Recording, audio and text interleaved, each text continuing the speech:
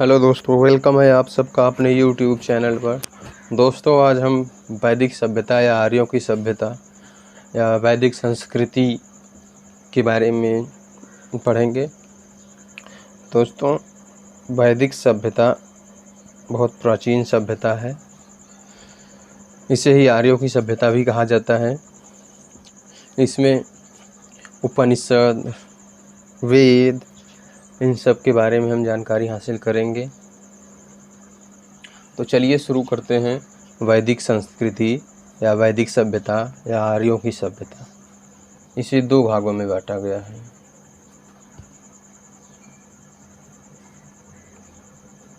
पहला है ऋग्वैदिक सभ्यता, ऋग्वैदिक सभ्यता, वैदिक सभ्यता।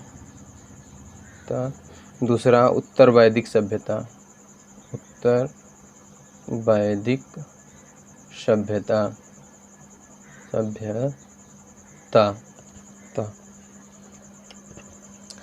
तो हम सबसे पहले ऋग्वैदिक सभ्यता के बारे में जानकारी हासिल करेंगे। इसमें ही वेदों का निर्माण हुआ था। आर्य जो थे वो मध्य एशिया के माने जाते हैं। आर्य जो थे वो मध्य एशिया के माने जाते हैं, मध्य एशिया के माने जाते थे। इनका प्रिय पशु घोड़ा था। इनका प्रिय पशु घोड़ा था। प्रिय पशु घोड़ा था। ये लोहे के जानकार थे। लोहे के जानकार थे। इनके काल में ही वेदों का निर्माण हुआ था। वेदों का निर्माण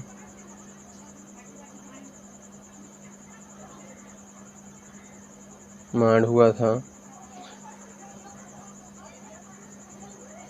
ऋग्वैदिक सभ्यता में आर्य जो थे वो सिंधु नदी के किनारे बसते थे। ये बहुत इम्पोर्टेंट प्रश्न है, पूछा जा सकता है। सिंधु नदी के किनारे लोग बसे हुए थे।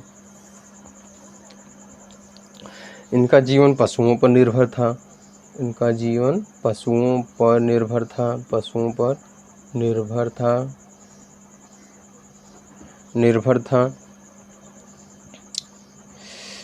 एक कबीलाई जीवन जीते थे। कौन सा जीवन जीते थे? कबीलाई जीवन जीते थे। अगली हेडिंग है उत्तर वैदिक सभ्यता। उत्तर वैदिक सभ्यता।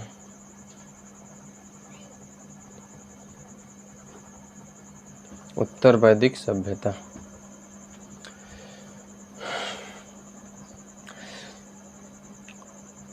उत्तर वैदिक सभ्यता में आर्यों का विकास हुआ और ये लोग धीरे धीरे गंगा नदी के किनारे बसने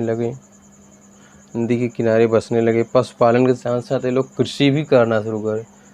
पशुपालन के साथ कृषि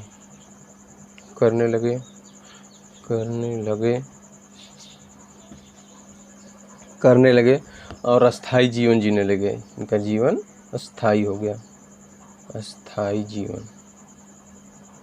अस्थाई जीवन जीने लगे। उसमें तो हमने पढ़ा कि उन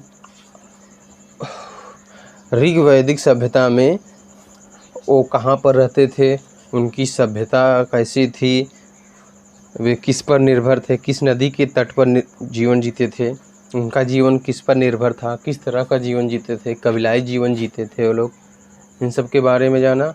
और उत्तर वैदिक सभ्यता में हमने उनकी विकास के बारे में, वैदिक सभ्यता के लोगों, आर्यों की सभ्यता या वैदिक संस्कृति में जो लोग रहते थे उनका विकास कैसे हुआ था, इसके बारे में जानकारी हासिल की हमने।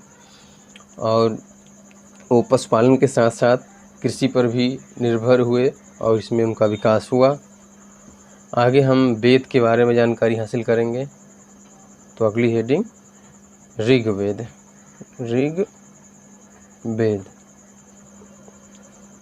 ऋग्वेद को ही सबसे प्राचीन वेद माना जाता है। सबसे प्राचीन वेद, सबसे प्राचीन वेद यही है ऋग्वेद। इसमें कुल 10 मंडल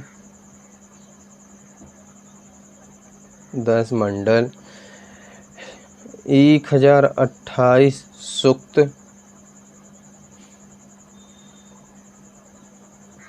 सूक्त देव स्तुति प्रधान अज्ञेय ग्रंथ है।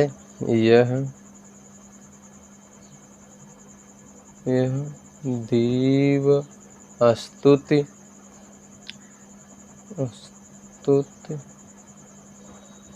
प्रधान अज्ञेय ग्रंथ है।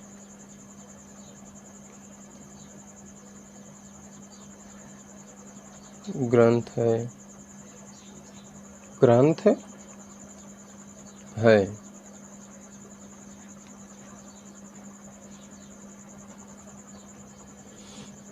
ऋग्वेद में 2 से 7 तक मंडल में सबसे प्राचीन माने जाते हैं।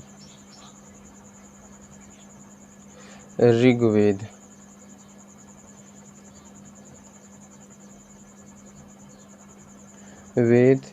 में 2 से 7 तक के मंडल सबसे प्राचीन माने जाते हैं, जबकि 1 से 10 मंडल नवीन माने जाते हैं। जबकि 1 से 10 नवीन माने जाते हैं।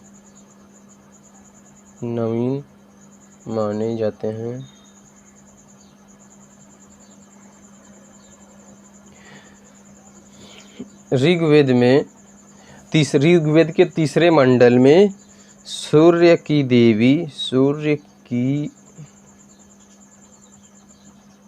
देवी सविता को समर्पित गायत्री मंत्र है। सूर्य की देवी सविता को समर्पित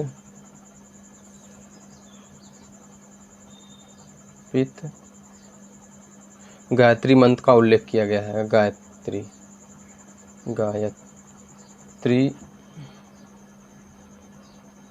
मंत्र का उल्लेख किया गया है। ऋग्वेद का चौथा मंडल सोम देवता को समर्पित है। चौथा मंडल सोम देवता को समर्पित है। सोम देवता को समर्पित है। सोम देवता समर्पित है।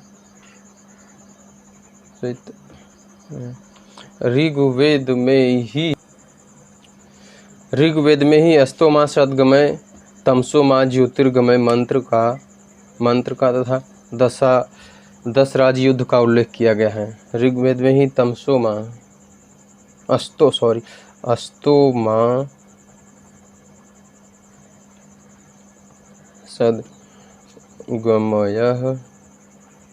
तमसोमा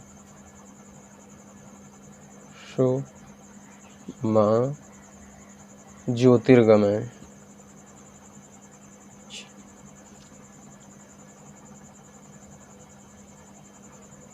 यह मंत्र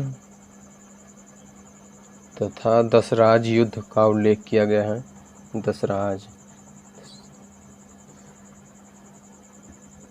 राज युद्ध का उल्लेख किया गया है। ऋग्वेद में इंद्र को पुरंदर तथा गाय को जघन्या माना गया है। इंद्र पुरंदर, गाय को जघन्या माना गया है। अगला है वेद यजुर्वेद।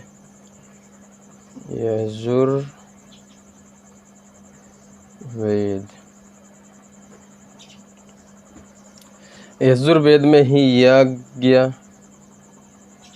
हवन, पूजा पाठ तथा अन्य कार्य अन्य कर्मकांडों की जानकारी तथा विधियों का उल्लेख मिलता है। कर्मकांड तथा उनकी विधियों का उल्लेख मिलता है। अगला है, बस यजुर्वेद में यही है और कुछ खास नहीं है। अगला है सामवेद। सामवेद में संगीत का जनक, सामवेद को संगीत का जनक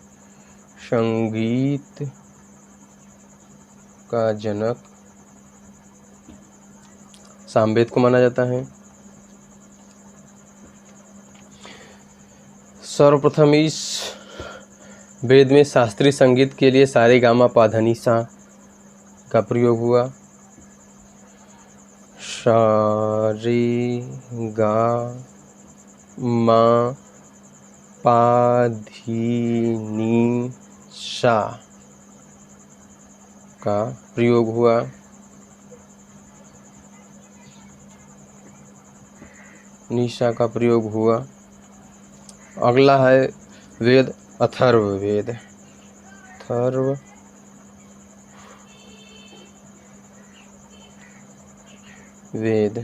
अथर्ववेद यह सबसे बड़ा था। इस वेद में मंत्र, तंत्र, जादू, टोना, भूत प्रेत, वशीकरण जैसे स्थितियों का वर्णन मिलता है। सबसे बड़ा वेद है यह।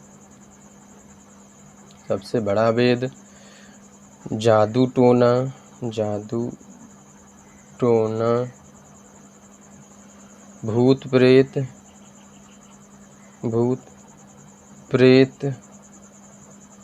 वशीकरण जैसी स्थितियों का वर्णन मिलता है। आगे हम पढ़ते हैं उपनिषद।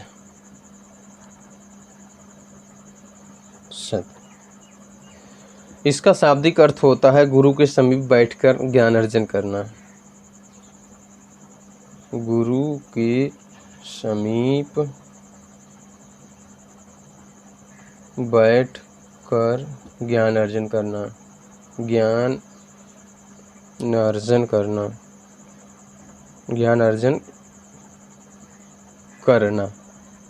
तथा वेदों को समझने के लिए उपनिषद की रचना की गई।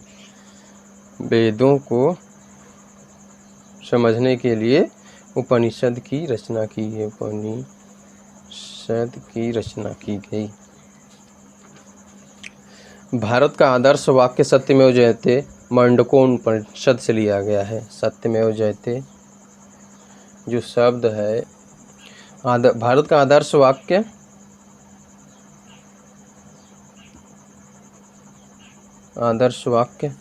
सत्यमेव जयते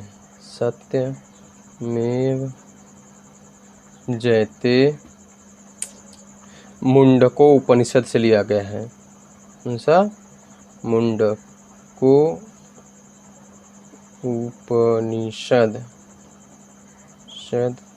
उपनिषद से लिया गया है। सबसे पहले कृष्ण भक्ति का उल्लेख श्वेताश्वेतर उपनिषद में किया गया। कृष्ण भक्ति का उल्लेख श्वेताश्वेतर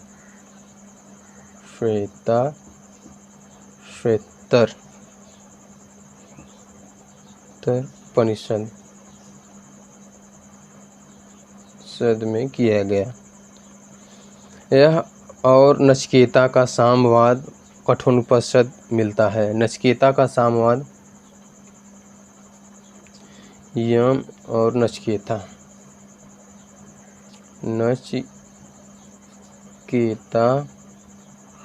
का संवाद कठोपनिषद में मिलता है। कठोपनिषद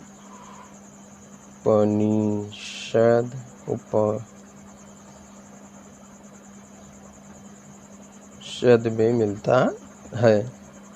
अगली हेडिंग है अरण्यक। तो लगे हाथ इसे भी पढ़ लेते हैं। अरण्यक अरण्यक। अरण्यक वेदों का ही सहायक ग्रंथ है, वेदों का सहायक ग्रंथ है, सहायक ग्रंथ है तथा इसकी रचना जंगल में होने के कारण इन्हें अरण्यक कहा जाता है। रचना जंगल में, इसके कारण अरण्यक कहा जाता है। यही था दोस्तों वैदिक साहित्य में या आर्यों की सभ्यता वैदिक संस्कृति में। आज हम इतिहास के भारतीय इतिहास का दूसरा सिलेबस वैदिक सभ्यता या वैदिक संस्कृति के बारे में जानकारी हासिल किए। ऐसे ही हम अगले चैप्टर की भी तैयारी करेंगे। धन्यवाद।